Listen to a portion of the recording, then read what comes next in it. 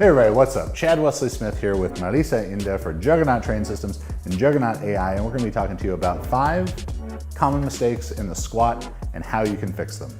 All right, so our first common mistake is going to be a lack of tightness in the setup. You're going to see this a lot in the upper back, and this is going to be when people start to get rounded over, pushed forward in the squat. So we want to try and create as tight an upper back position as possible. The first thing to do there is to try and pinch my fingers between Marisa's shoulder blades. That's going to create a good shelf for the bar to sit on. So as Marisa ducks under that way, squeezing the upper back together, then she's trying to pull her elbows together slightly behind her back. We want to ensure that the elbow is aligned inside the hand. So Marisa has her hands really close because she's got great shoulder mobility, and there could be times where the hand's close, but if she's not doing a great job with the upper back positioning, where you can see where the elbow could get outside of the hand line, even though her hands are so close, and she's gonna lack upper back tightness with that. So it's gotta happen with close hands, shoulder blades squeezed together, then elbows pulled together. So our number 2 common mistake that we're gonna see in the squat is improper foot pressure. For a long time, there's a lot of information out there about the squat, cueing the athlete to put their weight on their heels, and that's kind of caused some problems of bad balance in the squat, of not being able to utilize the quads fully to their ability during the squat as well. That can make it hard to get to depth because typically if you're really far back on your heels, you're either going to feel unbalanced, unstable to get to depth, or you're probably pushing your hips really far back, adding length to the hamstring, and then running out of length before you can get to proper depth. So what we want to see is a tripod foot, even weight distribution between big toe, little toe, and heel. That's going to allow the athlete to be more well-balanced, weight over their midfoot, have a much more effective squat using quads, glutes, hamstrings, low back, all synergistically throughout the lift.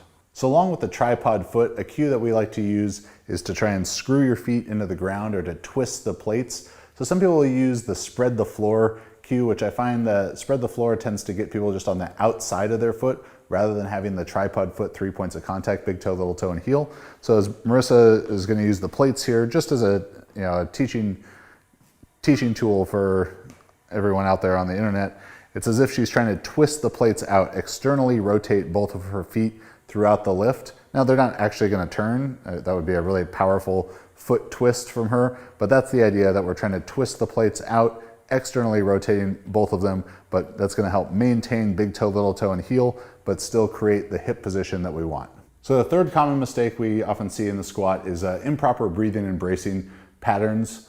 So what we're seeing too often with lifters is that they're really just focused on breathing big air into their belly, and if they're being cued like big air in your belly or abs out into your belt, and all they're doing is pushing their abs forward, they, along with doing that, might be putting themselves in some lumbar extension, which just isn't going to be as strong a position as we want. So what we try and cue is 360 degrees of pressure, or to tell them to breathe down and out into their obliques. And what that's going to do, the breathing down and pushing out into the obliques, you're going to get the pressure in front, but now you're going to get pressure on the sides and a little bit of pressure in the low back as well. And you're going to be able to maintain a much more neutral position as you do this, rather than big air in your belly, abs forward into the belt, or down and out into the obliques, creating that more stacked, what we call the can of pressure. If you were to think of an empty soda can sitting on the table, if it's all intact, it's pretty hard to crush that can, but you put a dent in the side of the can and now smashes right away. That dent in the side of the can is that too much lumbar extension, or of course flexion as well. So we're trying to keep the bottom of the ribs pointed at the top of the hips, and then fill that with 360 degrees circumferential expansion. So common mistake number 4 that we're seeing in the squat is too hip dominant of a squat, especially during the start. If you've been cued a lot with hips back, something like that, you could start squatting in a way where you're doing more of this kind of move, sticking your butt backwards. Typically is going to come with the weight a bit more on the heels, and as you sit back, it could be hard to actually get all the way to depth.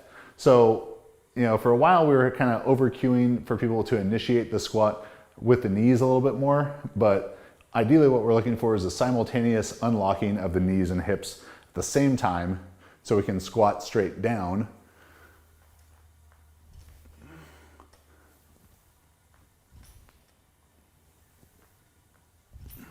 And while doing that, maintain even pressure between big toe, little toe, and heel. So we're not doing this, sitting way back on the heels, initiating with the hips. We're not doing this, initiating with the knees, being too far on the toes. We're just, bending our knees, unlocking our hips at the same time, sitting straight down.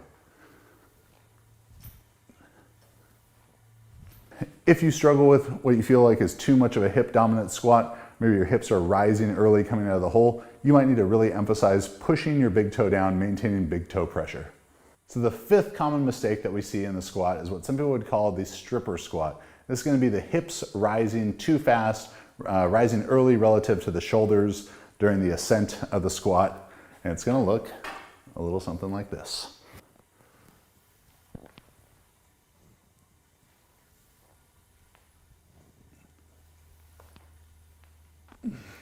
So what's happening there is my first move out of the hole is my hips are shifting back, weight is shifting onto the heels. A couple ways that you're going to be able to correct this. One, you want to focus on that big toe pressure.